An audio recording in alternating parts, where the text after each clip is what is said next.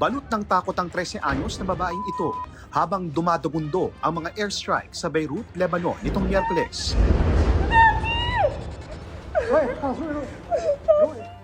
Maging ang Central Lebanon kasama sa mga binomba ng Israel noong araw na yon. Hindi bababa sa 6 patay sa pagsabog na yan.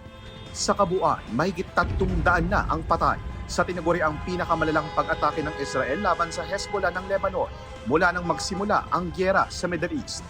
Ayon sa Israel, pinatamaan nila ang mga rocket launcher sa Lebanon na pinuntirya umano ang Northern Israel. Ang Hezbollah, pinuntirya naman ang military site sa Israeli city na Haifa. Naninindigan sa Israeli Prime Minister Benjamin Netanyahu, hindi kasama ang Lebanon sa ceasefire na inanunsyo ni US President Donald Trump at Iran. Pero kasunod-an niya ng mga apela ng gobyerno ng Lebanon na pumasok sa peace negotiations. Inutusan na raw ni Netanyahu ang gabinete niya na buksan ang direktang negosasyon sa Lebanon.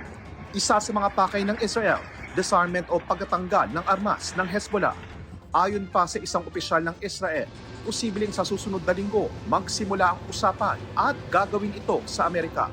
Wala pang tugon ang Lebanese government sa mga sinabi ni Netanyahu. Ang Hezbollah naman tutol sa direktang negosasyon at iginiit na kailangan muna ang ceasefire. Ayon sa Department of Migrant Workers, posibleng madagdagan pa ang mga maire-repatriate mula sa Lebanon sa mga susunod na araw. Ang kakaiba dito ay sa central Beirut ang atake. Usually nandun lang sa southern Beirut. But having said that, wala naman napaulat na Pilipino nasaktan. We hope it stays that way at nakikisa rin tayo sa bansang Lebanon sa pinagdadaanan. But we're hoping na humupa ang sitwasyon. Bukas nakatakdang magsimula sa Islamabad, Pakistan ang usapang pangkapayapaan ng Amerika at Iran. At kasama sa sinabi noon ni Trump ang kondisyon ng ceasefire ay ang pagbubukas ng Strait of Hormuz. Pero batay sa ulat ng Reuters, sa unang 24 oras ng ceasefire, 6 na barko lang ang nakadaan sa strait. Nakadalasang mahigit 100 barko ang dumadaan kada araw. Dahil dito, pinulaan ni Trump ang Iran. Sabay giit na hindi raw ito ang napagkasunduan nila. Binabantayan din ng DMW ang kalagayan ng mga Pilipinong tripulanteng sakay ng mga barkong nasa Persian Gulf pa rin at hindi pa nakakalabas sa Strait of Hormuz.